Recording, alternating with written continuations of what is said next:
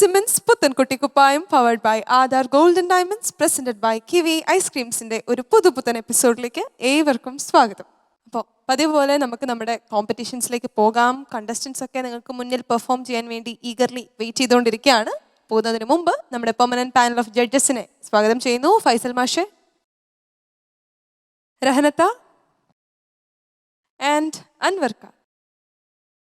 നമ്മുടെ കണ്ടസ്റ്റൻസ് ഇവിടെ ഏറ്റവും നന്നായിട്ട് പെർഫോം ചെയ്യുമ്പോൾ അവരുടെ കൂടെ തന്നെ വാശിയോടുകൂടി മത്സരിച്ച് പെർഫോം ചെയ്യുന്ന നമ്മുടെ ഓർക്കസ്ട്ര ടീം. ഇനി ഒട്ടും വൈകിക്കാതെ നമുക്ക് പെട്ടെന്ന് തന്നെ നമ്മുടെ കോമ്പറ്റീഷൻസിലേക്ക് പോകാം.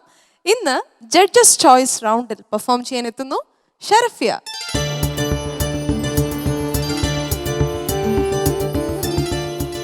ഷറഫിയ കുട്ടി, ഇപ്പൊ ഒരു ട്രേഡ് മാർക്കാണോ ഈ കിരീടം? ഞാൻ എപ്പോഴും കാണലുണ്ട് ഷെരീഫ കുട്ടി ഇടയ്ക്കിടയ്ക്ക് ഇങ്ങനെ ഈ കിരീടം വെക്കാനുണ്ട്. എനിക്ക് ഇഷ്ടമുള്ള കിരീടം. ഇഷ്ടമുള്ള കിരീടാണ്. ഇത് ആര് വാങ്ങിച്ചെന്ന് ഈ കിരീടം? എൻ്റെ ഉപ്പച്ചി വാങ്ങി തരും. ഉപ്പച്ചി വാങ്ങി തരും. Oh my God, attitude. അപ്പൊ എന്തായാലും കിരീടമൊക്കെ വെച്ച് നല്ല രാജകുമാരിയെ പോലെ ഇട്ട് കാണാൻ. എനിക്കറിയാം എന്നുള്ളൊരു മൈൻഡ് സെറ്റാണ്. അപ്പം ഏത് പാട്ടാ പാടുന്നേ? നൈൽ നദി തൻ ഓളങ്ങൾ ഉരയും. നന്നായിട്ട് പാടിക്കോട്ടോ. All the best.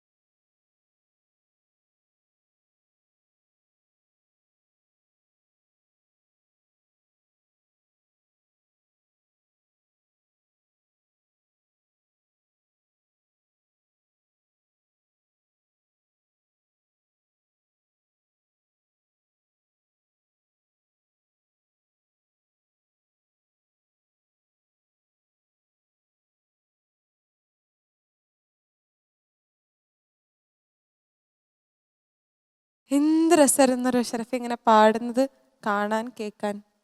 Thank U. ഒരു കഥ പറഞ്ഞിരുന്ന പോലെ ഫീൽ ചെയ്തു എനിക്ക്. ഫിയ കുട്ടി എന്നാണല്ലേ എല്ലാരും വിളിക്കാറ്? ഫിയ. ഫിയ എന്നാണോ വിളിക്കല്? ഫിയ, ഫിയക്കുട്ടി, ഫിയമോള് എല്ലാം വിളിച്ചു. അങ്ങനെ പലരും വിളിക്കാറുണ്ട് അല്ലേ? അപ്പൊ ഫിയ കുട്ടിയുടെ പാട്ട് എങ്ങനെ ഉണ്ടായിരുന്നു എന്ന് നമുക്ക് അൻവർക്ക് എങ്ങനെ എൻജോയ് ചെയ്തിരിക്കുന്നുണ്ടായിരുന്നു. അപ്പൊ അൻവർക്കാനോട് ചോദിക്കാം അല്ലേ? ഓക്കെ, അൻവർക്ക. നന്നായി പാടി മക്കളെ, നല്ല രസമുണ്ട്. ഒരു ചരിത്രം പറഞ്ഞു പോകുന്നല്ലേ അല്ലേ? മൂസ നബിയുടെ ചരിത്രം പറഞ്ഞു പോകുന്നത്. ഇങ്ങനെ ഇതിൻ്റെ ട്രഡീഷണൽ ആയിട്ടുള്ള കുറേ പാട്ടുകൾ മുമ്പേ ഉണ്ട് അല്ല മാഷെ? ചെമ്പകപ്പൂ അങ്ങനെ കുറേയധികം പാട്ടുകളുണ്ട്. അതിൻ്റെ കൂട്ടത്തിൽ ബാപ്പുക്ക ഒരു ഞെരുപ്പ് ഞെരിച്ചാണ് വരി കൊണ്ട് ഒരു ചരിത്രം അങ്ങനെ പറഞ്ഞു പോകണം. നൈൽ നദിയും അതിൽ മൂസ നബിയും പരിവാരങ്ങളും പോയതും അവിടെ പടച്ചവൻ്റെ ഒരു രക്ഷ ഉണ്ടായതും ജാഹിലീങ്ങൾ ഇതിൽ കടലിൽ അകപ്പെട്ടു പോയതൊക്കെ ഒരു ചരിത്രം ഇങ്ങനെ പറഞ്ഞു. ചരിത്ര കഥ തന്നെയാണ്, അതൊരു വലിയൊരു കഥയല്ല, റിയാലിറ്റിയാണ്. അത് പറഞ്ഞു തന്നെ പോയത്. അതൊരു രസമായിട്ട് പാടിയിട്ടുണ്ട് മക്കൾ.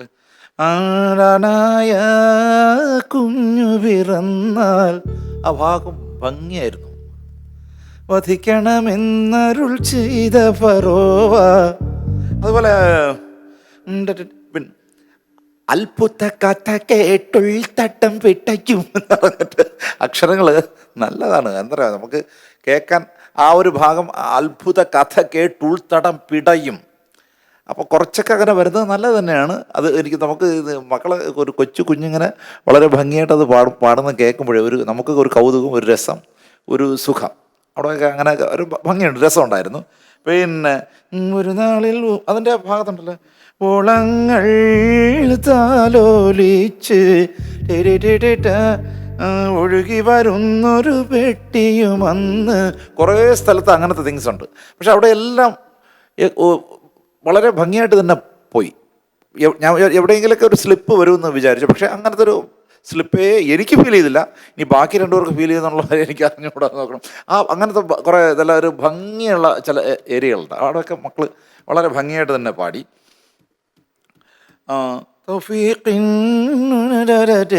അങ്ങനെയൊക്കെ കുറേ ഏരിയകളിലതുണ്ട്. അപ്പോൾ അവിടെയൊക്കെ വലിയ കുഴപ്പങ്ങളില്ലാതെ തന്നെ പോയി. നന്നായി പാടി. ഒരു മൂഡുണ്ടായിരുന്നു, ഒരു രസമുണ്ട്. ഒരു കഥ നമുക്ക് പറഞ്ഞു തരുന്നത് പോലെ തന്നെ ഉണ്ട്. ഒരു ചരിത്ര സംഭവം നമുക്ക് ആസ്വാദകർക്ക് ഫ്രണ്ടിൽ ഇരുന്ന് കേട്ടാൽ എങ്ങനെ മനസ്സിലാക്കാമോ ആ ഒരു ഇതിൽ മനസ്സിലാക്കിച്ചാണ് മക്കളെ പാടിയത്. നന്നായിരുന്നു മക്കളെ, കൊള്ളാം. Thank you. താങ്ക് യു അക്ക. രഹനത്ത. ഷറഫിയ കുട്ടി, ഓ എന്ത് സുഖമുള്ള വിളി കേൾക്കല്ലേ. പിന്നെ നല്ല ഉടുപ്പിട്ടാ, എനിക്കിഷ്ടമായി. Thank you. പിന്നെ എന്താണ്, ഷറഫിയ കുട്ടിക്ക് നല്ല പരിചയമുള്ള ഒരു ട്യൂണല്ലേ ഇത് അല്ലേ? ചെമ്പകപ്പൂത്തേ, പിന്നെ ഒട്ടകങ്ങൾ വരി വരി വരിയായി അല്ലേ? അങ്ങനെയുള്ള പാട്ടുകൾ. അപ്പം എന്തായാലും ആ ട്യൂൺ എന്തായാലും അങ്ങോട്ടും ഇങ്ങോട്ടും മാറിപ്പോവില്ല. പിന്നെ ഇതിൽ നമ്മൾ പഠിക്കേണ്ട എന്താ, ചരിത്രം അല്ലേ? അത്രയും കഥ പറഞ്ഞു തരണം അല്ലേ? വാക്കുകളും അല്ലേ? അതിൻ്റെ ഒരു സ്പീഡ് അല്ലേ? ആ സ്പീഡിൽ കുറേ ലാസ്റ്റിലേക്ക് എങ്ങാണ്ട് എന്തൊരു എന്തോ പറഞ്ഞില്ല, ഒരു വേർഡ് പെട്ടെന്ന് വഴുതി പോകുമെന്ന് എനിക്ക് തോന്നിപ്പോയി. ഒരു സ്ഥലത്ത് പല്ലവി പാടി കഴിഞ്ഞിട്ട് തിരിച്ച് പല്ലവിയിലേക്ക് വന്നത് പെട്ടെന്ന്. പക്ഷെ വേറൊരു കാര്യമുണ്ട് കേട്ടോ, ആ ഉമിനീര് വന്നാലും അതൊന്നും ഞാൻ എന്താ പറയാ, അതൊന്നും അതിന്റെ വഴിക്ക് പോട്ടെ എന്നുള്ള ഭാവത്തിലായിരുന്നു ഷറഫിയ കുട്ടി. പിന്നെ അങ്ങോട്ടൊക്കെ അങ്ങോട്ട് പാടിയത് വിട്ടുകൊടുക്കില്ല ഞാൻ എന്നൊക്കെ പറയില്ലേ. ഞാനിവിടെ ഇരുന്ന് അതിങ്ങനെ കാണുമായിരുന്നു. മറ്റേ എന്താ പറയാ, ഇപ്രാവശ്യം ഭയങ്കര അല്ലേ, ഒരു ഭയങ്കര എന്തൊക്കെയാണ് തീരുമാനം എടുത്താ വന്നിരിക്കുന്ന ഷറഫിയ കുട്ടി. നന്നായിട്ട് പാടും. ഒരു തീരുമാനമൊന്നുമില്ല, നന്നായിട്ട് പാടണം. എന്താണല്ലോ നോക്കിയത്, നമ്മൾ ചോദിച്ചതിനുള്ള കറക്റ്റാണ് ആ മറുപടി. ഇങ്ങനെ ഈ ഒരു ഏജിലല്ലേ എനിക്കൊത്തിരി സന്തോഷം തോന്നി. അപ്പോൾ വലിയൊരു കുട്ടിയാകുമ്പോൾ എന്തായിരിക്കും, ആ കട്ടൻ റൈറ്റ് തീരുമാനങ്ങളായിരിക്കും ഷറഫിയ കുട്ടിയൊക്കെ ആന്ന്. അപ്പോൾ എന്തായാലും ഈ പാട്ട് എനിക്ക് ഷറഫിയ കുട്ടി കഴിഞ്ഞതിലൊക്കെ ഒരുപാട് മാറിപ്പോയി. അതാണ് ഞാൻ ആ തീരുമാനം എന്ന് പറഞ്ഞത് കേട്ടോ. ഒത്തിരി നന്നായിട്ട് തന്നെ പാടി. അപ്പം അടുത്തതൊക്കെ ഇനി ഇതുപോലെ അങ്ങ് ശ്രദ്ധിച്ചോ. കയ്യിൽ വരാൻ പോകുന്ന കുറേ കാര്യങ്ങളുണ്ടല്ലോ, കോമഡിയും അല്ലേ? അതെ, ഓക്കെ ഏട്ടാ, മോളെ നന്നായിട്ട് തന്നെ പാടി. താങ്ക് യു രഹനത്ത. മാഷെ, ഇവരൊക്കെ പറഞ്ഞ പോലെ വാപ്പുപള്ളി പറയുമ്പോൾ മാർക്കോസ് ഏട്ടൻ അത് പാടിയല്ലേ? അല്ലേ? ചെമ്പക്കുപ്പൂ തേനിന്നുള്ള ധരം എന്നുള്ള പാട്ട് തന്നെ അതിൻ്റെ അതേ രീതിയിൽ എഴുതിയ പാട്ട്. അനുവർജി പറഞ്ഞ വളരെ കറക്റ്റായി. ഈ ഒരു കഥ ഇങ്ങനെ കേൾക്കുന്നത് പോലെ പറയുന്ന പോലെ ആ സംഭവമൊക്കെ ശരിക്കും അറിയുന്നവർക്ക് ഒന്നുകൊണ്ട് ഓർമ്മിക്കാനും പുതിയ ആൾക്ക് ഇത് കേൾക്കാനും ഒക്കെ. ഈ ചെമ്പകപ്പൂ തേനിന്നുള്ള ധരം അതേപോലെ യൂസുഫ് നബിയുടെ ചരിത്രമാണ്. ഈ ചരിത്രം പറയാൻ പറ്റിയ ഒട്ടകങ്ങൾ വരി വരിയായി കാരക്ക മരങ്ങൾ, അറേബ്യയുടെ ഒരു പശ്ചാത്തലം നമ്മളെ മുമ്പിൽ വരും. അങ്ങനെ ഒരു കഥയും പശ്ചാത്തലമൊക്കെ പറയാൻ പറ്റിയ ഒരു ട്യൂണാണ്, പഴയ ഒരു ശൈലിയിലെ ട്യൂണാണത്. മോൾക്ക് ഞാൻ കണ്ടൊരു പ്രത്യേകത എന്താ വെച്ചാൽ പാടുമ്പോൾ ഒരു ടെൻഷനില്ല. ടെൻഷൻ ഉണ്ട്, എലിമിനേഷനിലൊക്കെ ഭയങ്കര കരച്ചിലും വീഴ്ചയിലൊക്കെ. ആ സമയത്ത് വേറൊരു ഷെറഫിയനാണ് ഞാൻ കാണാറ്. കഴിഞ്ഞ റൗണ്ടിൽ കണ്ടു ആകെ ടെൻഷനാണ്. എന്നാൽ ഇപ്പോൾ പക്ഷേ അതൊക്കെ ആ സമയത്ത് വേണ്ടത് തന്നെയായിരിക്കും. പക്ഷെ പാടുമ്പോൾ ഒരു പ്രശ്നമില്ല, വളരെ കൂളായിട്ട്. ജഡ്ജസ് ഇവിടെ ഉണ്ടോയെന്നോ ഓർക്കസ്ട്രക്കാരവിടെ ഉണ്ടോയെന്നോ അതൊന്നും അവിടെ ബാധിക്കുന്ന വിഷയമല്ല. അത് നല്ലൊരു ആറ്റിറ്റ്യൂഡാണ്. അങ്ങനെ പാടുമ്പോഴേ നമുക്കത് നന്നായിട്ട് പാടാൻ കഴിയുള്ളൂ. അത് തന്നെയാണ് വേണ്ടത്. നന്നായിട്ട് പ്രാക്ടീസ് ചെയ്യുമ്പോഴേ അതൊക്കെ കിട്ടും. നന്നായിട്ട് പരിശീലനം നേടിയ ഒരാൾക്ക് എന്ത് ചെയ്യാൻ പറ്റും, അങ്ങനെ ഒരു ആറ്റിറ്റ്യൂഡ് ഉണ്ടാകാൻ പറ്റുള്ളൂ. അത് മോൾക്ക് ഞാൻ എപ്പോഴും കാണുന്നൊരു പ്ലസ് പോയിൻ്റാണ്. മറുപടിയൊക്കെ പറയും, അതൊക്കെ ഓക്കെയാണ്, അതൊക്കെ അതിൻ്റെ ഭാഗമാണ്. ഇത് തന്നെ ഇങ്ങനെ തന്നെ മുന്നോട്ട് പോട്ടെ. താങ്ക് യു മാഷെ. പിന്നെ നമുക്ക് മാർക്സ് അറിയാം. ഫൈസൽ മാഷെ, ഔട്ട് ഓഫ് 35 33.5. 33.5. രഹനത്ത, ഔട്ട് ഓഫ് 35 33.5. 33.5. ആൻഡ് അൻവർക്ക, ഔട്ട് ഓഫ് 30 മക്കള് 30-ൽ 29. 29 out of 30 and out of 100 it's 96 out of 100. നല്ല മാർക്കല്ലേ? ഹാപ്പിയാണ്? ഹാപ്പി. സെക്കൻഡ് സ്റ്റേജിൽ ആദ്യത്തെ പെർഫോമൻസ് ആണ് അല്ലേ? നല്ല തുടക്കമാണ്. ഇങ്ങനെ തന്നെ മിടുക്കിയായിട്ട് മുന്നോട്ട് പോകണം കേട്ടോ. Okay, thank you. ഷറഫിയ കുട്ടിയുടെ ഒരു നല്ല പെർഫോമൻസ് ആണ് നമ്മൾ ആദ്യമായിട്ട് ഈ എപ്പിസോഡിൽ കണ്ടത്. അടുത്തതായി പെർഫോം ചെയ്യാനെത്തുന്നു ഫർഹാൻ.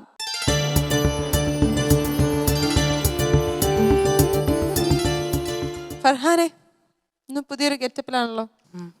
ആണല്ലേ? ഇത് ആരുടെ വകയാണ് ഈ കോസ്റ്റ്യൂമിന്റെ ഒരു ചിന്ത? കാക്കു ആണ്.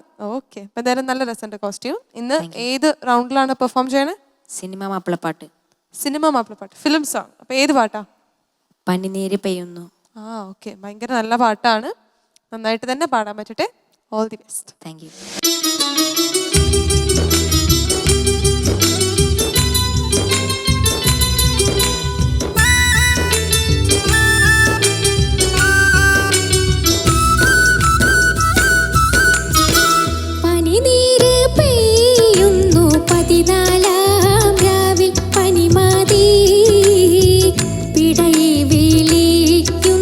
പുതിയോരീശൽ മൂളി പൈങ്കിളി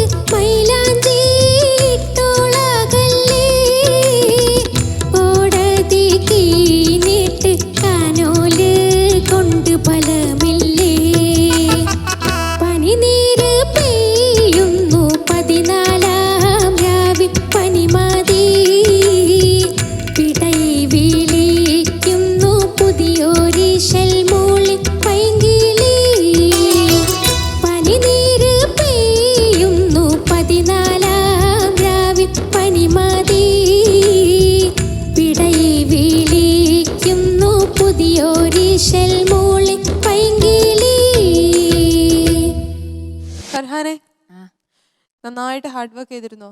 ആ. ഉണ്ടായിരുന്നു. നല്ലിങ്ങനെ ശ്രദ്ധിച്ച് പാടുന്ന പോലെ തോന്നി. നമുക്ക് ജഡ്ജ്മെന്റിലേക്ക് പോകാം. ഫൈസൽ മാഷെ. ഫർഹാൻ അല്ലേ, ഉം. നല്ല പാട്ടാണ് സെലക്ട് ചെയ്തത്. 14 രാവ് എന്ന സിനിമയിൽ നമ്മുടെ കനേഷ് പൂനൂർ എഴുതിയ, രാഘവ മാഷ് ട്യൂൺ ചെയ്ത പാട്ട്, പി ജയചന്ദ്രൻ നമ്മുടെ ഭാവഗായകൻ ജയേട്ടൻ പാടിയ പാട്ട്.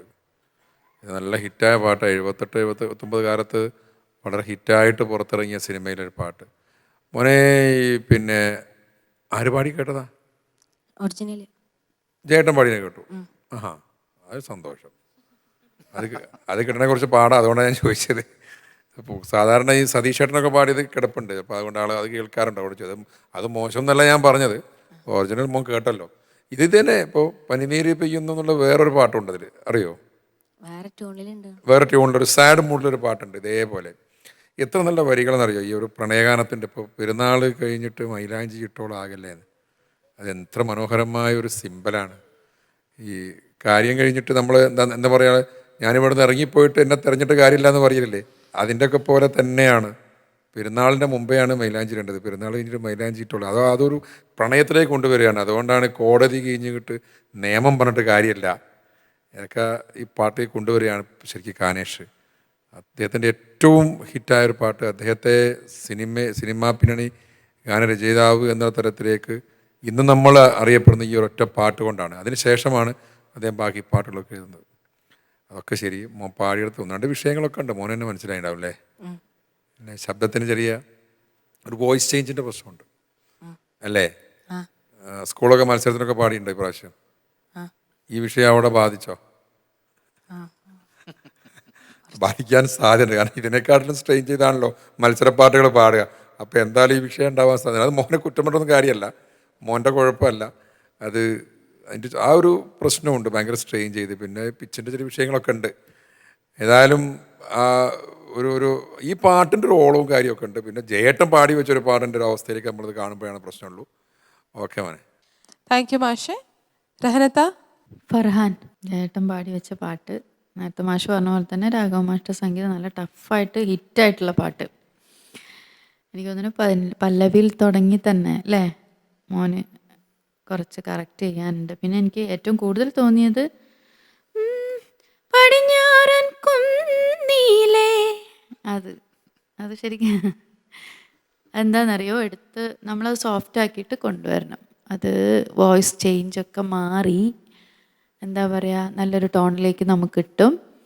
അപ്പോൾ നമ്മൾ നന്നായിട്ട് പഠിക്കുന്ന സമയത്ത് കൃത്യമായിട്ട് തന്നെ അത് പഠിച്ചെടുക്കണം. ഇപ്പം എന്താ വെച്ചാൽ ആദ്യം വോയിസ് ക്ലിയർ ആക്കണം കേട്ടോ. കാരണം നമ്മൾ അതിൽ എന്ത് ഹൈ പാടിയാലും ഒക്കെ നിങ്ങൾക്കതൊരു അത് കുറച്ചും കൂടി പിടിക്കും മോനെ കയ്യിലേക്ക് വോയിസ് വരാൻ.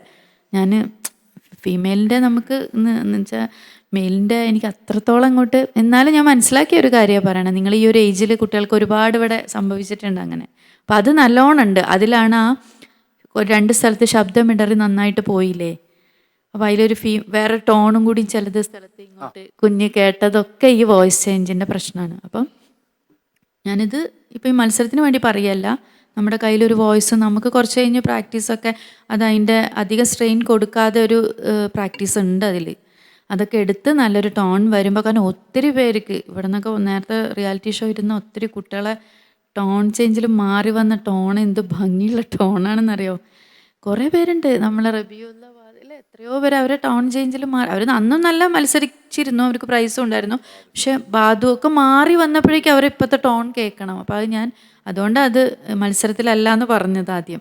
അപ്പം അങ്ങനെ കിട്ടുമ്പോൾ നിങ്ങൾ നന്നായിട്ട് തന്നെ എന്താണ് ശരിക്കും കർണാട്ടിക് പഠിക്കണം കേട്ടോ. കേട്ടോ മോനെ, എന്നാലേ നമുക്ക് ആ ഓരോ പാട്ടിൻ്റെ നോട്ട്സ് നമുക്ക് ഇപ്പം മോനിപ്പോൾ ഞാൻ തുറന്ന് പറയട്ടെ, അപ്പോൾ നമ്മൾ മാപ്പിളപ്പാട്ട് പാടും, പക്ഷേ ഫിലിം സോങ്ങൊക്കെ ഒരു പാട്ട് കേൾക്കുമ്പോൾ പാടാൻ ഇഷ്ടമുള്ളൊരു കുട്ടിയല്ലേ ആണ്. അപ്പം അങ്ങനെ പാടുമ്പം അതിന് ശരിക്കും പറഞ്ഞാൽ വേറെ കുറേ വശങ്ങളുണ്ടല്ലോ. അപ്പം അതിനാണ് നമ്മളത് കർണാട്ടിക്കൊക്കെ പഠിച്ച് അതിൻ്റെ ഓരോ സ്വരസ്ഥാനം ഉറപ്പിക്കുന്ന കാര്യമൊക്കെ ഞാൻ പറഞ്ഞു വരുന്നത്. പിന്നെ ഇത് കിട്ടുമ്പോൾ ഇത് ചെയ്യണം. ഇതിൽ വന്നത് ഇപ്പം ഈ നേരത്തെ രനത്തെ പാടിയ ആ ഒരു സംഗതി, പിന്നെ അതേമാതിരി പല്ലവിയിലേക്ക് വരില്ലേ,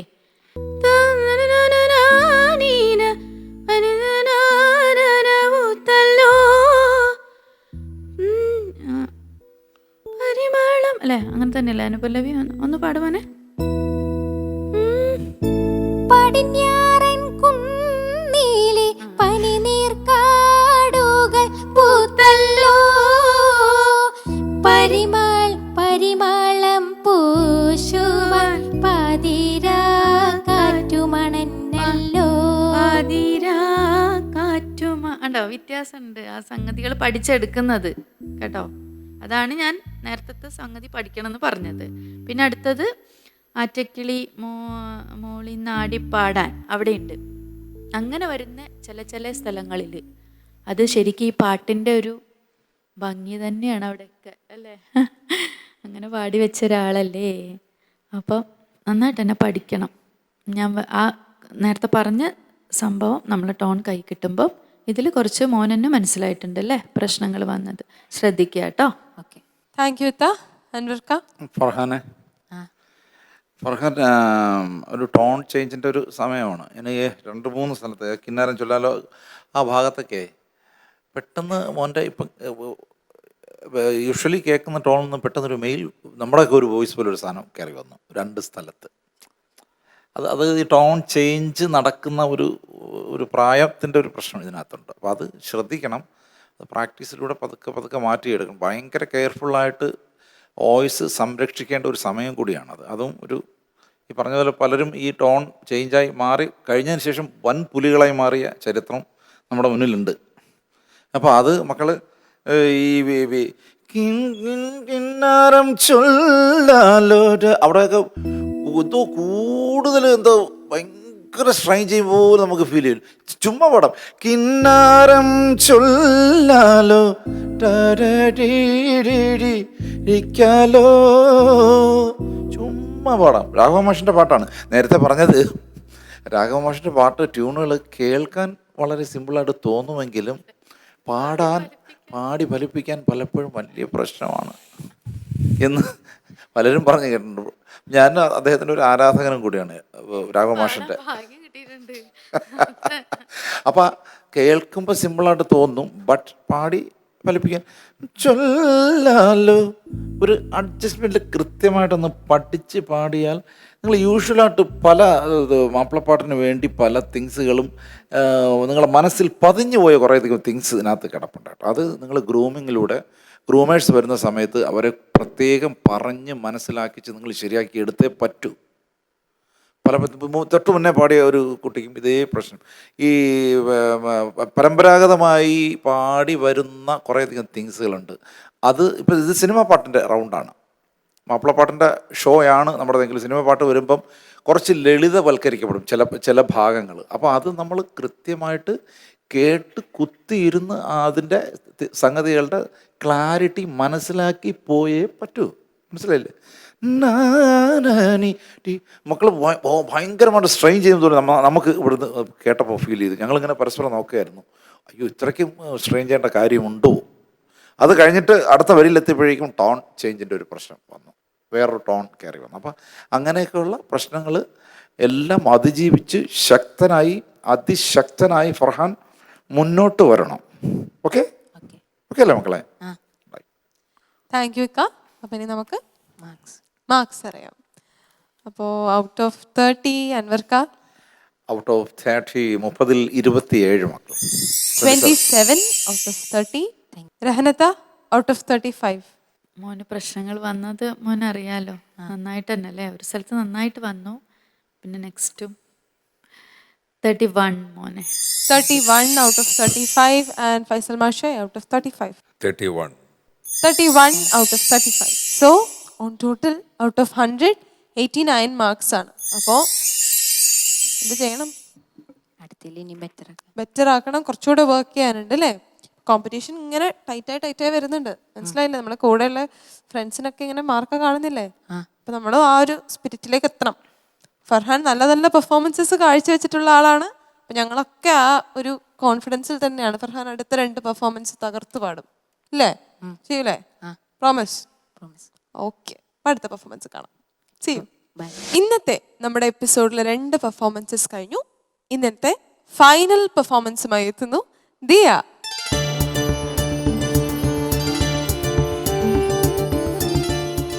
ദിയക്കുട്ടി, ഓ നമ്മുടെ കാം ആൻഡ് ക്വയറ്റ് ദിയക്കുട്ടി എത്തിയിരിക്കുന്നു. അപ്പോൾ ഫസ്റ്റ് റൗണ്ടിൽ എലിമിനേഷൻ പ്രോസസ്സൊക്കെ കഴിഞ്ഞപ്പോൾ മാർക്സ് ഒക്കെ കണ്ടപ്പോൾ എന്ത് തോന്നി ദിയക്ക്? സെൽഫ് അനലൈസ് ചെയ്തപ്പോൾ കുഴപ്പമില്ല. കുഴപ്പമില്ലാന്ന് തോന്നി. ഓക്കെ. അപ്പം ഫസ്റ്റ് റൗണ്ടിൻ്റെ ലാസ്റ്റിലേക്ക് ആയപ്പോൾ എല്ലാവരും പറഞ്ഞിരുന്നു അല്ലേ ദിയയുടെ ഒരു ട്രാൻസ്ഫർമേഷൻ നമ്മളൊക്കെ കണ്ടിരുന്നു. അപ്പോൾ ആ ഒരു ട്രാൻസ്ഫർമേഷൻ ഈ റൗണ്ടിൽ ഉണ്ടാവുമോ? അറിയില്ല. അറിയില്ല. കോൺഫിഡൻ്റ് ആയിട്ടാന്ന് പറയണം. അപ്പം ഇന്ന് ഏത് റൗണ്ടിൽ ഏത് പാട്ടാണ് പാടുന്നത്? കോമഡി. കോമഡി റൗണ്ടിലാണ്. ഏത് പാട്ട്? പാലക്കാടൻ കുഞ്ഞവറാൻ്റെ.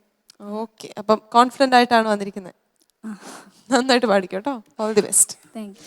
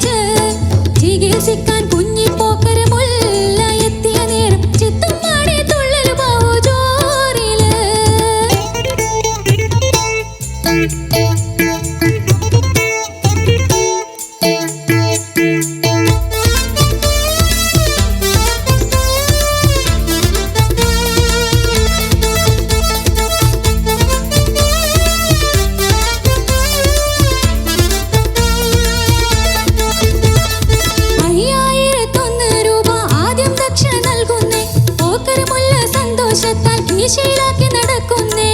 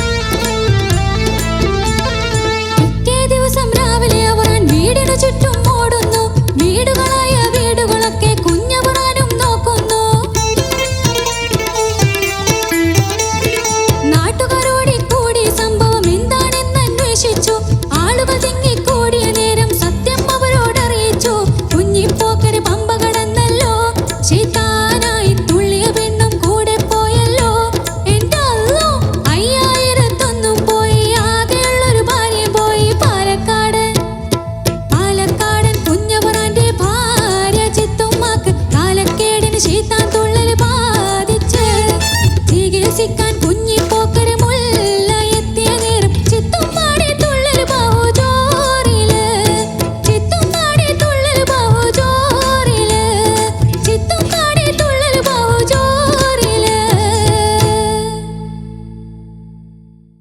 ദിയ ഓ പാടിക്കഴിഞ്ഞിട്ട് എന്ത് തോന്നി? കുഴപ്പമില്ല. കുഴപ്പമില്ലാന്ന് തോന്നി. ഇടയ്ക്കൊരു വരി മറന്നുപോയി തോന്നുന്നു അല്ലേ? അത് എന്നോട് ഇവിടെ വന്നപ്പോൾ തന്നെ പറയുകയും ചെയ്തു, അയ്യോ എൻ്റെ വരിയൊക്കെ പോയി എന്നുണ്ട്. ഭയങ്കര സങ്കടത്തിൽ ഒരു വരി ചെറുതായിട്ടൊന്ന് മറന്നുപോയതിന് ഭയങ്കര സങ്കടമായിരുന്നു. നമുക്ക് ചോദിച്ചു നോക്കാം എന്താ അവസ്ഥ എന്നല്ലേ. ദിയ തന്നെ ചോദിച്ചോ. ദീ ഇവിടെ നിന്ന് വർത്താനം പറയുന്നത് നന്നായിട്ട്, പക്ഷെ ഭയങ്കര സൈലന്റ് ആണ് കാണാൻ നേരം. ദിയ തന്നെ ചോദിച്ചാൽ മതി. ഇന്ന് ആരോടാണ് ചോദിച്ചോ? അൻവർ. അൻവർക്ക. മക്കളെ ദിയ കുട്ടി, ഓ റൗണ്ട് മാറിപ്പോയാ? റൗണ്ട് മാറിപ്പോയോ? റൗണ്ട് ഏതാ റൗണ്ട്? കോമഡി. എന്തെങ്കിലും കോമഡി ആർക്കെങ്കിലും കിട്ടിയായിട്ട് തോന്നിയോ? ഇല്ല. കോമഡി എന്നുള്ള സാധനമേ ആറ്റിറ്റ്യൂഡേ മക്കളെ മുഖത്തില്ലായിരുന്നു. ഫേസിലത് വരണ്ടേ? പോരാഞ്ഞിട്ട് വരിയൊക്കെ ഞാൻ മറന്നും പോയി. കുറച്ച് ഭാഗം 2-3 വരി അങ്ങ് മറന്നുപോയി. അപ്പോൾ നമ്മളൊരു റൗണ്ട് വച്ചേക്കണത്, ആ റൗണ്ടുമായിട്ട് നമ്മൾ ഒരു നീതി പുലർത്തുക എന്നുള്ളൊരു ബാധ്യത കൂടെ പാട്ട് പാടുന്ന പാട്ടുകാർക്കുണ്ട്. നല്ലൊരു കോമഡി പാട്ട് ശ്രുതിയിട്ടെ അളയാ. പാലക്കാടൻ കുഞ്ഞവറാൻ്റെ ഭാര്യ ചിത്തുമ്മാക്കെ ഒരു കോമഡിയുടെ ഒരു ഇത് കൊടുക്കണം.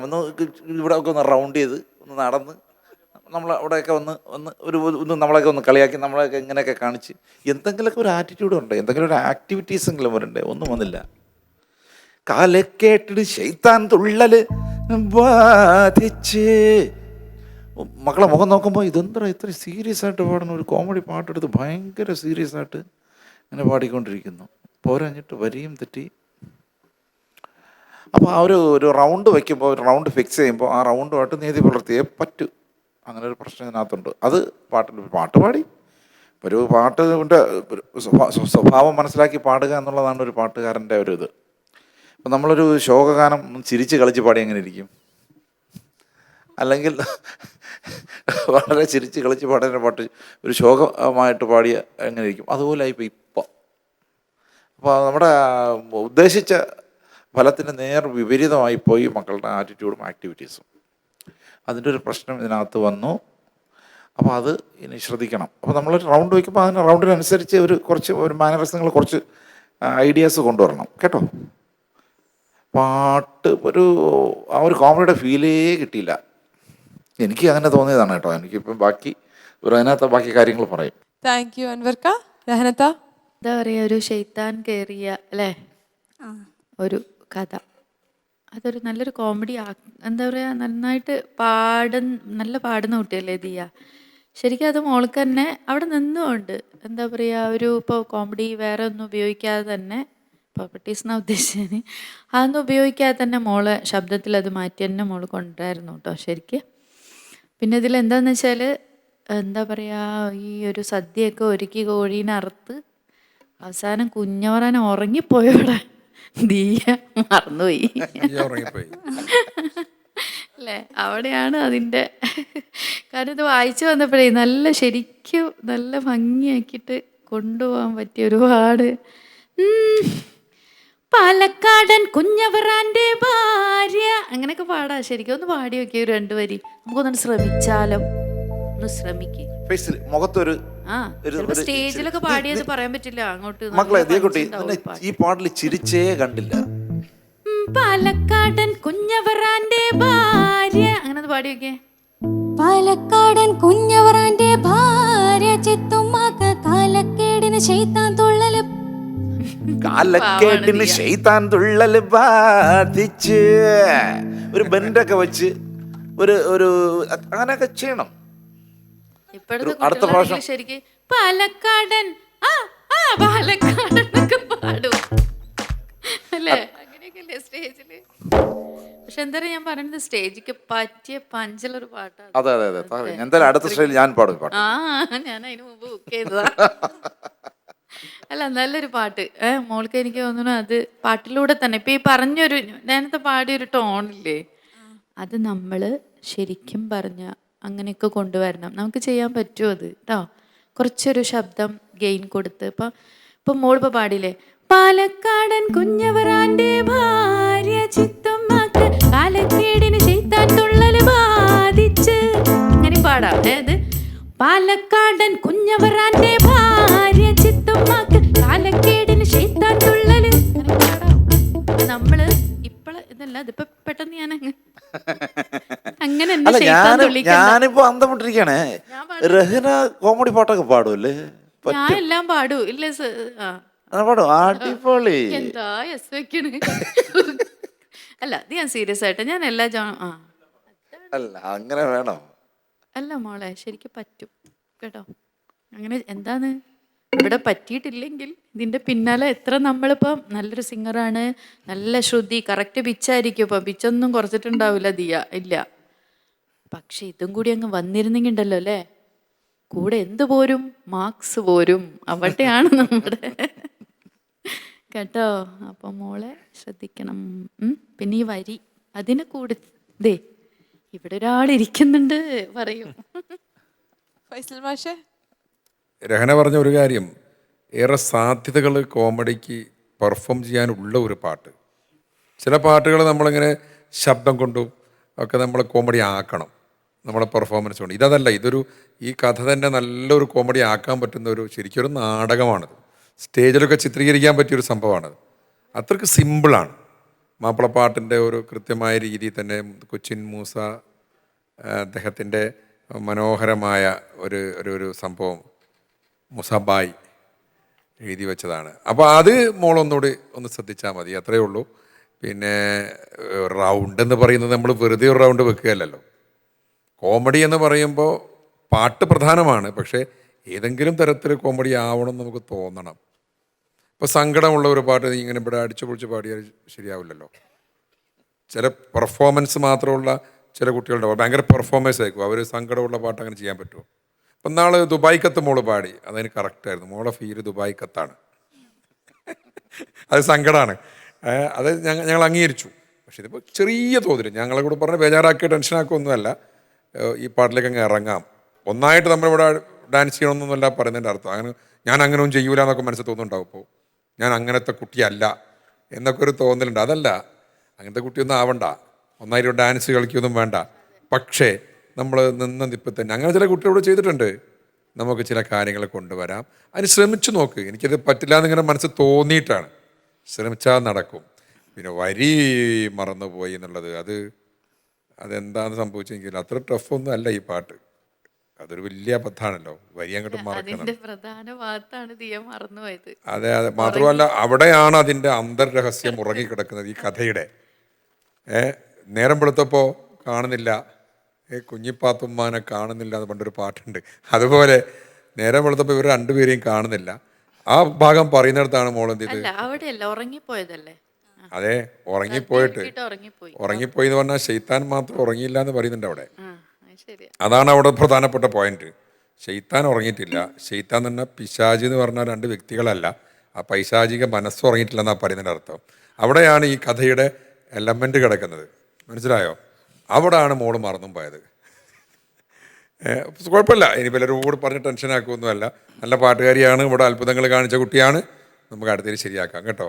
ഇത് ഈ ഫാൾട്ടായിട്ട് നമുക്ക് ബോധ്യപ്പെട്ടാൽ മതി കേട്ടോ. മനസ്സിലായില്ലേ? താങ്ക് യു മാഷെ. അപ്പോൾ നമുക്ക് കുറേ കാര്യങ്ങൾ ടിപ്സ് കിട്ടിയിട്ടുണ്ട് അല്ലേ? മാർക്സും കൂടെ അറിയാം. അൻവർക്ക് ഔട്ട് ഓഫ് 30 ദിയ കുട്ടി 30-ൽ 27. 27 ഔട്ട് ഓഫ് 30. രഹനത്ത ഔട്ട് ഓഫ് 35. എന്താണ് മത്സരം മുറുകി അതന്നെ പറയാം. അപ്പം ഇതിൽ ഓരോ എന്താ പറയുക അറിയാലോ, മോൾക്ക് കൂടുതൽ ഞാൻ പറഞ്ഞു തരുന്നില്ല. അപ്പം അതുകൊണ്ട് മോൾക്ക് വന്നൊരു മിസ്റ്റേക്കും പിന്നെ ഇപ്പം ഒരു കോമഡിയുടെ ഒക്കെ വെച്ചിട്ട് 30 മാർക്ക് മോളെ. 30 ഔട്ട് ഓഫ് 35. ആൻഡ് ഫൈസൽ മാഷെ എല്ലാം അറിയാലോ അല്ലേ? 30 out of 35. So on total 87 marks ആണ് 100-ൽ കിട്ടിയത്. അപ്പോൾ ദിയ ഇത് മതിയോ മാർക്ക്? പോരാ. പക്ഷെ ദിയ ഇതിനേക്കാൾ നന്നായി പെർഫോം ചെയ്യുന്ന ആളാണെന്നും പെർഫോമൻസ് ഒക്കെ നമ്മൾ കണ്ടിട്ടുണ്ട്. അപ്പം ഇതിന് ടെൻഷനൊന്നും ആവണ്ട. ഒരു ദിവസത്തെ ഒരു പെർഫോമൻസിന്റെ കാര്യമില്ലേ, പാട്ട് മോശമെന്ന് ആരും പറഞ്ഞിട്ടില്ല. ചെറിയ പെർഫോമൻസിന്റെ ഒരു ഇതേ ഉള്ളൂ. അപ്പൊ ഇനിയും നമുക്ക് തകർക്കാൻ പറ്റിയ 2 പാട്ടുകളുണ്ട്.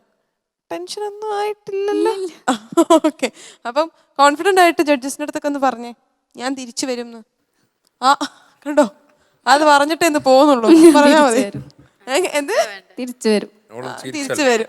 ഒന്ന് ചിരിച്ചല്ലോ. അല്ല, അത് ആതിര പറഞ്ഞ കറക്റ്റാ. പാട്ടില് ഞാൻ പറഞ്ഞില്ലേ, കറക്റ്റാ പിച്ചിലും പാട്ടിലൊന്നും അല്ല, വരി മറന്നതും അവൾക്ക് തന്നെ അറിയാം. ഇതിന് നമ്മള് വേറെ- ചെറിയ ചെറിയ കാര്യങ്ങൾ അല്ലേ. അപ്പൊ അടുത്തതിന് നമ്മള് പൊളിക്കും. പൊളിക്കും. അത് കേൾക്കാൻ വേണ്ടിയിട്ടാണ് ഞാൻ കാത്തുന്നത്. ഇപ്പോഴെങ്കിലും നീ പൊളിച്ച് ചിരിച്ചല്ലോ. അപ്പോൾ ഈ ചിരിയൊക്കെ തന്നെ വേണം സ്റ്റേജിൽ. അടുത്ത പെർഫോമൻസിന് കാണാം.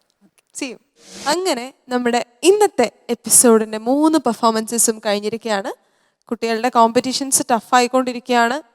നമ്മൾ അടുത്തടുത്ത റൗണ്ട്സിലേക്ക് പോയിക്കൊണ്ടിരിക്കുകയാണ്. ആളുകളുടെ എണ്ണമൊക്കെ കുറഞ്ഞത് നിങ്ങളെല്ലാവരും കണ്ടിട്ടുണ്ടാവുമല്ലോ. അപ്പം ഈ പെർഫോമൻസിൻ്റെ ഒരു വാശി നമ്മുടെ കുട്ടികളിലേക്ക് എത്തിക്കൊണ്ടിരിക്കുന്നേ ഉള്ളൂ. ഇനിയും മികച്ച പെർഫോമൻസസുമായി തിരിച്ചു വരുന്നത് വരെ this is me Athira signing off from Nasco സിമൻസ് പുത്തൻകുട്ടി കുപ്പായം powered by Aadhaar golden diamonds presented by Kiwi Ice Creams. Bye-bye.